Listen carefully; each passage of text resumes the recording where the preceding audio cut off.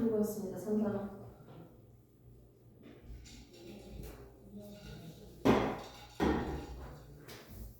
자, 프린트물 보시면 운동과 에너지 라고 해서 드디어 3단원이 나와 있네요.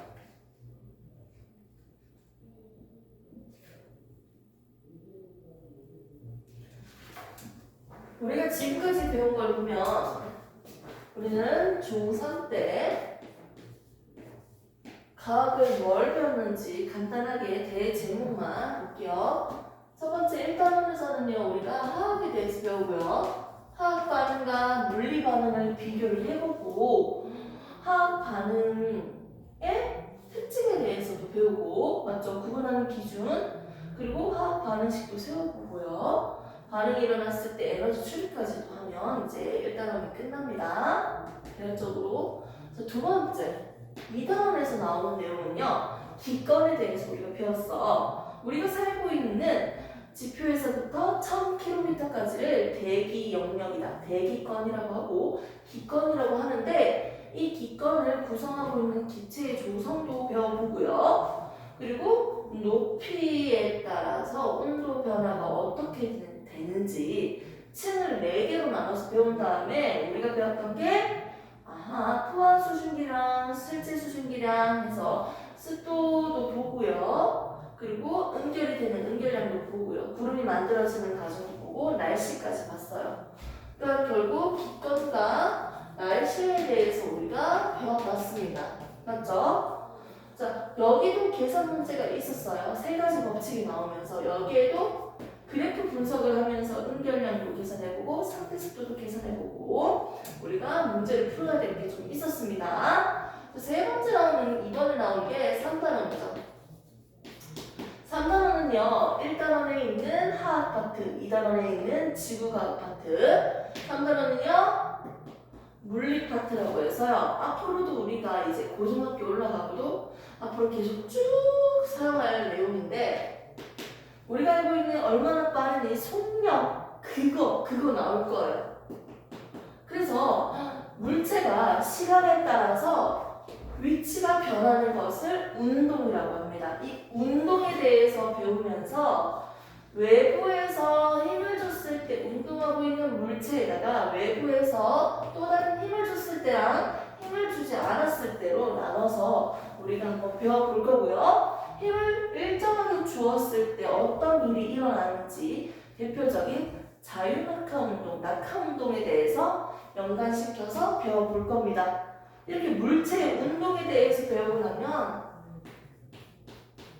우리는 에너지 파트로서 물체가 가지는 에너지, 크게 역학적 에너지를 구성하고 있는 위치 에너지와 운동 에너지라는 이런 에너지를 배우고 과학에서 말하는 일에 대해서 배울 겁니다. 구체적인 거는 뭐 일 에너지로 전환된다 뭐 이런 거 나올 거긴 한데, 아무튼 3단원은 물리 파트로서 운동 그리고 에너지에 대해서 다루는 파트입니다. 자, 그 다음에 4단원에 나오는 내용은요, 생명과학이죠. 화학, 지구과학, 물리, 생명과학입니다. 그래서 우리 몸에 있는 오감만족 들어본 적 있죠?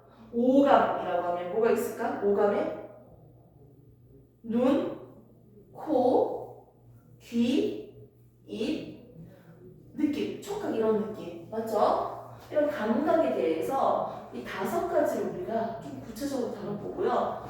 생체 내에서 항상 일정하게 유지시키려고 하는 현상, 항상성과 관련되어 있는 호르몬과 신경계에 대해서 좀 다뤄볼 겁니다.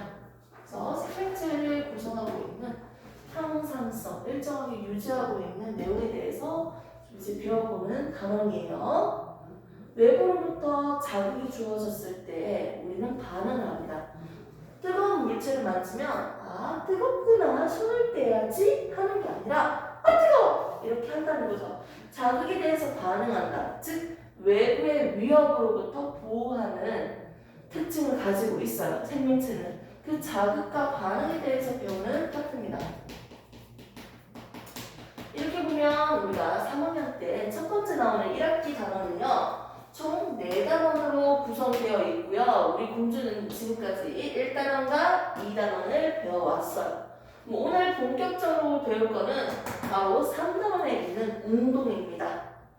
그래서 프리템을 두 번으로 나눠서 줄 거고요. 첫 번째는 운동, 두 번째는 에너지 파트예요. 됐습니까? 그래서 우리가 지금 이렇게 하고 있는 내용도 사실 중요한데 사실 고등부 내용을 준비하기 위해서는요. 최소 중2 과정과 중3 과정을 기초적으로 잘 다져 놓으셔야 돼요. 그렇게 해놓고 우리가 좀 더 학습적인 부분에서 미리 하는 이유는 이제 앞으로 고1이 되면서 학습량이 더 늘어날 텐데 학습량이 늘어남에도 불구하고 각 탐구 영역까지 공부할 시간이 많이 더 부족해져.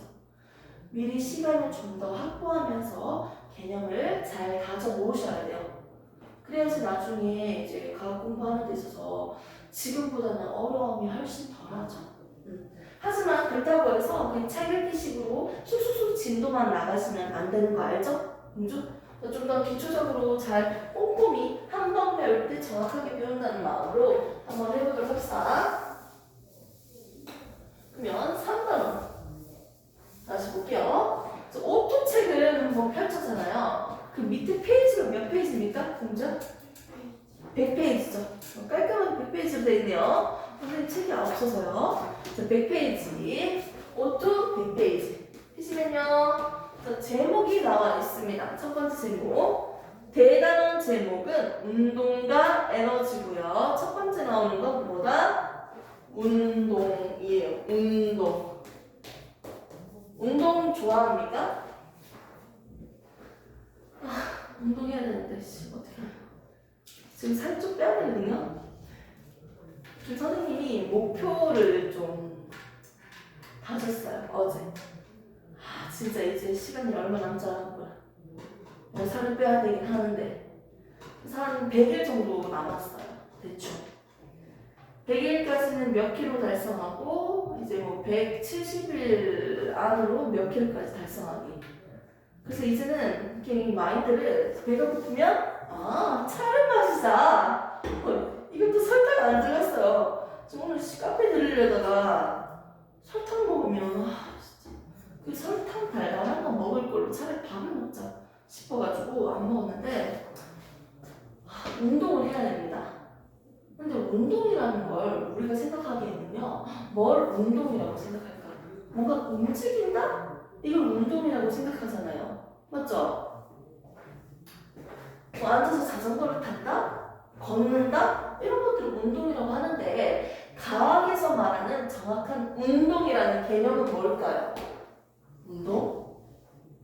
좀 전에도 얘기했지만 하나의 물체가 선생님이 지금 학원에 있었는데 어디까지 갔나? 선생님 집까지 걸어갈 거예요. 내 생각에는 한 4시간은 좋게 걸릴 수 있을 것 같아. 최소한 3, 4시간은 경보로 나름 빠르게 걸어야 될 것 같아요. 선생님 속도라면. 지금 여기 학원에서 집까지 어떻게 계속 걸어가고 있잖아요. 맞죠? 시간에 따라서 선생님의 위치가 계속 변하고 있어요. 이걸 운동이라고 하는 거예요.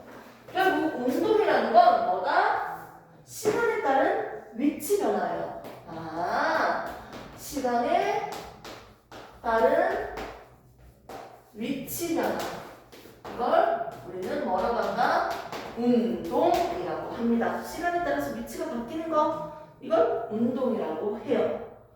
그러면 선생님 위치는 어떻게 나타낼 수가 있어요? 위치. 사실 위치라고 했을 때도 이것도 살짝 확실하진 않잖아. 개념이 맞죠? 위치라는 걸 우리가 설명할 때는 보통 3가지 요소가 꼭 있어야 되거든. 서영이가 지금 어디에 있습니까? 라는 질문을 했을 때 위치를 한번 얘기해 볼까요? 서영이는요 지금 2번 강의실에 있습니다. 이렇게만 얘기할 수는 없습니다. 맞죠? 서영이는 지금 이거 약간 예를 드는 거야. 4번 강의실로부터 오른쪽이라고 그냥 내 마음대로 지켜볼게요. 오른쪽 방향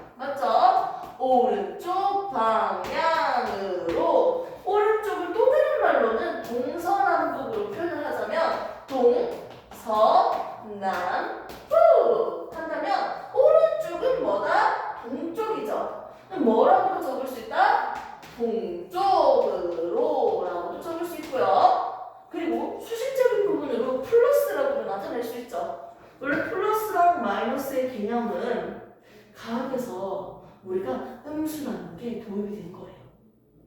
그러니까 음수의 마이너스가 뭐야? 라고 했을 때 좀 나도 약간 최근에 알게 됐을 때 약간 좀 깜짝깜짝 놀랐는데 내가 이걸 모르고 있었나? 놀랐는데 이 마이너스라는 뜻이 결국 방향이 반대 방향이다 라는 뜻을 가지고 있대요. 그래서 반대 방향이면 마이너스라고 표현을 하는 거거든요. 주로는 우리가 오른쪽 방향을 플러스라고 표시를 하기도 하고 왼쪽 방향은 마이너스라고 표시를 합니다.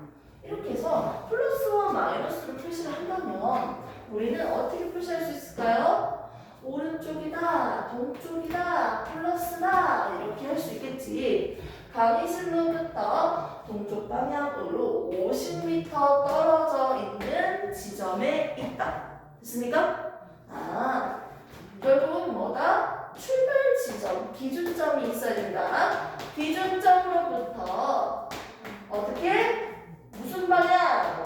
동서남북. 무슨 방향으로? 그리고 얼만큼 떨어져 있냐? 나를 표현을 해줘야지 위치를 설명할 수 있겠네요. 위치를 설명하는 요소는 이렇게 세 가지로 얘기할 수 있습니다. 됐습니까? 이거 몰라도 돼요? 그냥 지울게요. 예솔이. 그래서 시간에 따라서는 위치가 바뀐다. 이걸 우리는 운동이라고 하는데 이 운동을 정지되어 있는 물체도 있겠지만 선생님은 지금 움직이고 있는 물체의 관점으로 얘기를 할게요. 됐습니까? 운동하고 있습니다. 저쪽으로 굴러가고 있는 공이 있어요. 움직이고 있는 물체에 대해서 설명을 한다면 여기서 단 전제 조건이 있어요. 우리가 살고 있는 곳은요 방해하는 힘들이 되게 많아. 공기, 저항, 마찰력 뭔지 몰라도 방해한다고요. 아니 얼음 빙판 위에서 스케이트를 타면요 가는데 결국 정지하잖아요. 정지하는 이유는 왜? 운동하는 물체에 반대 방향으로 움직이지마, 가지마 방해하는 힘이라는 게 존재하거든요. 이 힘을 우리는 마찰력이라고 해요. 방해하는 힘. 이런 방해하는 힘이 존재하기 때문에 맞지? 결국 정지하는 거야. 이런 힘들 앞에 공기도 있고 공기 바람 때문에 바람 겁나 많이 불면 내가 걸어가는데 힘들잖아요. 방해되잖아요. 그러니까 방해하는 모든 힘들을 다 없애버리고 이론적으로 한번 봅시다. 운동하고 있습니다. 이 물체가 운동하는 빠르기는 항상 일정하다고 생각하면 돼요. 내가 호주에 갔을 때 예를 들어서 번지 점프 벽을 때리면서 이렇게 하면 처음에 반동받은 힘대로 그 빠르기로 쭉 계속 직진 운동할 거예요. 계속 날아갈 거라고요. 내가 방해하는 힘이 없다면 처음에 내가 스케이트를 탈 때 그 빠르기로 계속 나갈 거예요. 됐습니까? 이렇게 일정한 빠르기로 가고 있는 물체가 있습니다. 오케이? 자, 이 물체는요 뒤에서 앞으로 가고 있는데 운동하는 방향과 같은 방향으로 내가 밀어줄까요? 뒤에서 힘을 줬어. 외부에서 주네요. 외부 힘. 또 다른 힘, 알짜배기 힘이네요. 알짜 힘. 속도 변화나 운동 상태를 변화시키는 요인이 될 수 있는 또 다른 힘이네요. 외부에서 주어지는 또 다른 힘이 있어요. 이 힘을 준다면 얘는 빨라질까 느려질까? 빨라지겠지. 결국은 빠르기가 달라진다는 거야. 맞지? 빠르기가 달라진다는 거예요. 오케이? 그런데 반대 방향으로 갈까요? 반대 방향으로 땀을 준다면 얘는 어떻게 돼요? 빨라져요? 느려져요? 느려진다는 거죠. 그래서 이렇게 외부 힘 자체가 밀거나 당기거나 하는 이 알짜 힘이 있다면 얘는 어떤 운동을 한다? 속력이 달라지는 빠르기가 변하는 이렇게 적게 속력이 안 적고요. 빠르기가 변하는 운동을 한다. 됐습니까? 운동하고 있는 물체에다가 힘을 주면 당연히 이 물체는 어떻게 된다? 빠르기가 변한다. 오케이? 하지만 내가 이 운동하고 있는 물체한테 아무런 힘을 주지 않았어요. 외부 힘이 없어요. 아무것도 안 건드렸어. 그러면 얘는 원래 가지고 있는 빠르기로 계속 갈 거예요. 일정한 빠르기, 원래 있었던 빠르기로 일정하게 유지할 거예요. 일정한 빠르기다.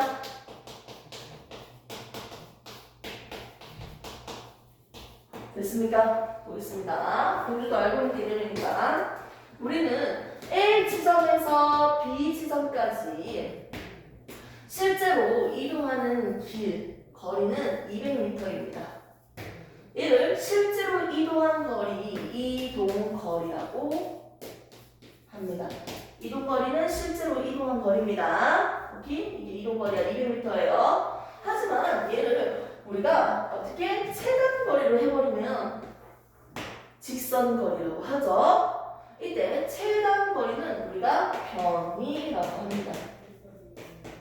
변이는 직선거리를 의미하고 있고요. A에서 B로 가는 건데 방향이 무슨 방향입니까? 오른쪽 방향이죠. 오른쪽은 플러스니까 플러스 얼마? 100m거든요. 100m. 변이는 즉 직선거리와 뭘 나타낸다? 방향을 나타낸 값이다. 오케이? 즉 최단거리죠. 처음 위치와 나중 위치의 직선거리입니다. 이게 바로 변이에요. 됐습니까? 자, 이거 추가적인 내용 했었고요. 그럼 다시 지우겠습니다. 헷갈릴까봐. 내가 이동한 거리가 있고 이동한 거리는 200m예요. 오케이? 이동한 거리는 200m인데요. 내가 200m를요 몇 초 만에 간다? 40초 만에 갑니다. 됐습니까? 그럼 얼마나 뭐가 빨라? 속력을 계산할 수 있죠. 이가 얼마나 빠른지를 나타내는 것을 우리는 속력이라고 하는데 이 속력은 네가 1초에 몇 미터 가니, 1시간에 몇 미터 가니를 나타내고 있는 단위예요. 1시간에 몇 킬로미터 갈 수 있어? 1초에 몇 미터 갈 수 있니? 이게 바로 속력입니다. 빠르기를 나타내는 단위인데 자, 잘 봐요. 200m를 가는데 40초가 걸렸어요. 그러면 1초 동안 몇 미터를 갈 수 있다는 거예요. 계산을 하면 그렇지 5m를 갈 수 있죠. 쉽죠?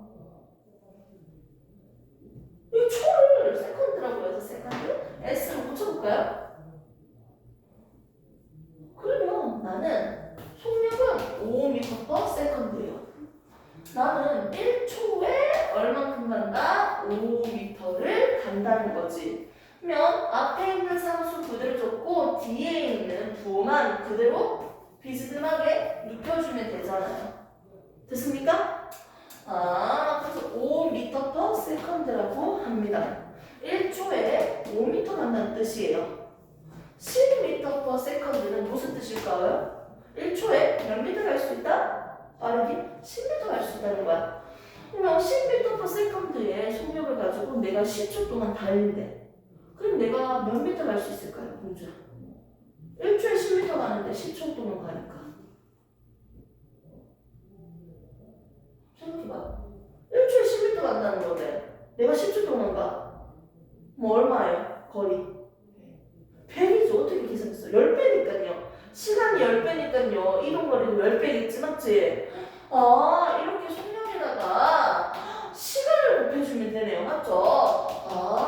속력에다가 시간을 곱해주니까 내가 이동한 이동거리를 계산할 수가 있네요. 맞죠? 그리고 여기에서도 출발부터 다시 보겠습니다. 내가 결국은 200m를 40초 동안 갔잖아. 근데 내가 궁금한 건 뭐다? 네가 1초에 몇 미터 갔니? 이게 궁금한 거잖아. 맞지? 그러기 위해서 우리가 어떻게 계산했어요? 그냥 200m에다가 뭘 나눴어? 맞지?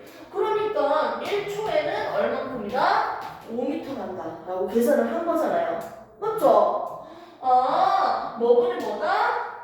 시간분의 거리로 계산을 하니까 빠르기를 구할 수 있네요.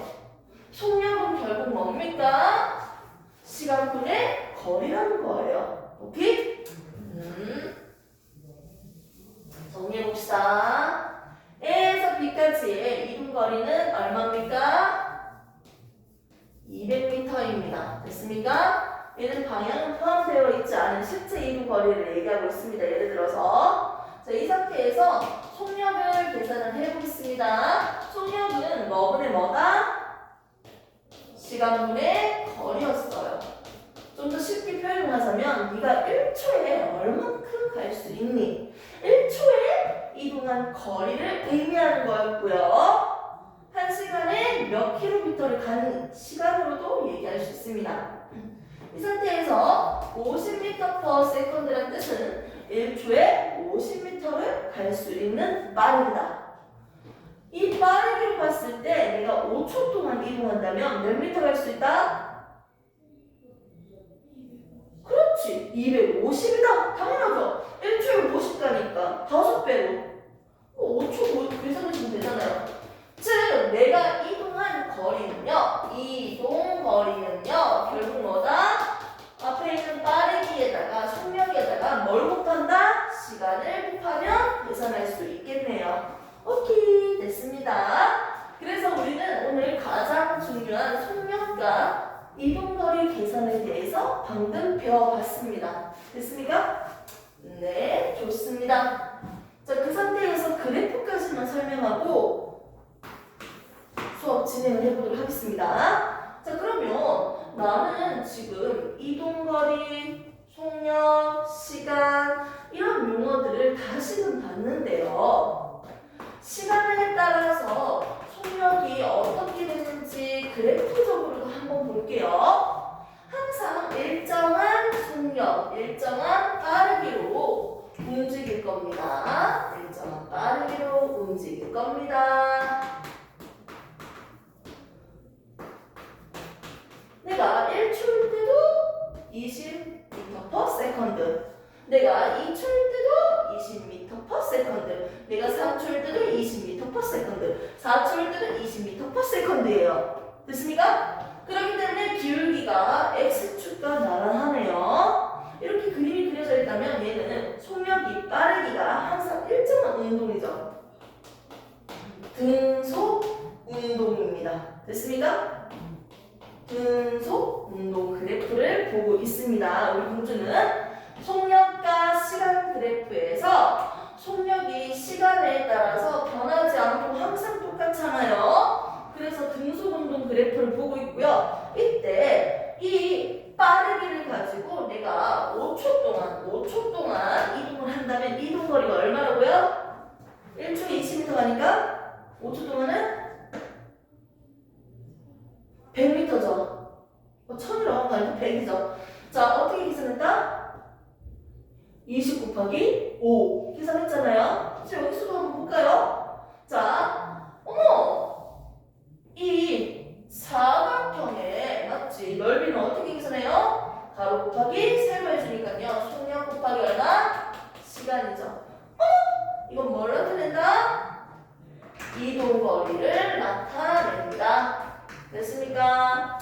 그렇게 해서 우리가 지금 보고 있는 이 그래프에서 속력과 시간 그래프에서 이 넓이는 결국 뭘 나타낸다? 이동거리를 나타냅니다. 오케이. 하나의 그래프만 지금 설명을 했어요. 여러 가지 갑자기 나오면 힘드니까. 여기까지 됐습니까? 네, 지금까지는 한번 정리해봅시다. 내가 실제로 이동한 거리를 우리가 이동거리라고 하는데 1초에 몇 미터 갔는지가 빠르기를 나타내는 걸 속력이라고 한다. 그리고 우리가 결국 이동한 거리는 어떻게 계산할 수 있다? 1초에 몇 미터 갔니? 이 속력 곱하기 시간을 해주면 당연히 이동거리를 계산할 수 있죠. 그리고 나는 이 공식 하나만 이해를 하시고 난 뒤에도 그냥 양쪽에다 시간 곱해주면 이 공식 나오잖아요. 그러니까 외울 게 없는 거예요. 결국은. 됐습니까? 그리고 속력과 시간 그래프에서 이 나타내고 있는 넓이는 뭘 얘기한다? 이동거리를 얘기했다. 이 상태에서 처음에 배웠던 거 한번 보겠습니다. 공주야. 자, 운동하고 있는 물체가 있는데요. 자, 이 물체에게 외부에서 힘이 주어진다면 속력이 변하는 운동입니다. 빠르기가 변한다고 적지 말고 이제는 뭐라고 적을까요? 속력이 변한다고 용어를 쓰겠습니다. 속력이 변하는 운동을 합니다. 오케이? 만일 운동하고 있는 물체에 아무 힘이 주어지지 않는다면 얘는 일정하게 운동하겠죠. 무슨 운동을 한다? 속력이 변하지 않으니까 무슨 운동? 등속 운동을 합니다. 됐습니까? 좋습니다. 이제 거의 다 배운 거예요. 오늘 중요한 거 절반 다 배웠어요. 쉬는 타임 잠시 가지고 하겠습니다. 머리 좀 식혀요.